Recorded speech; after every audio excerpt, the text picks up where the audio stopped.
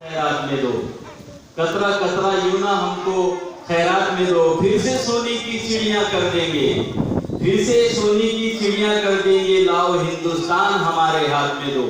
ये थे हमारे वाहिद अंसारी साहब मालेगांवी, जिनका ये शेर मैंने आपके सामने पेश किया।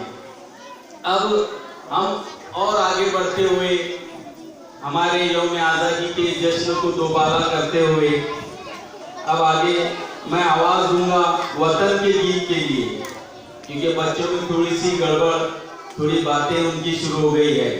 तो तमाम ये बच्चे जो है जो बातें कर रहे हैं आपस में, वो खामोश हो जाए और मेरी तरफ देखे।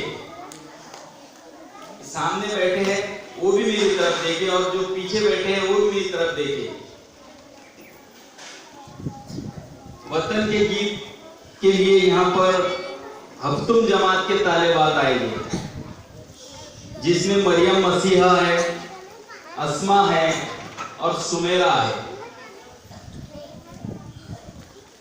जिनका बड़ा ही प्यारा वतन का गीत है।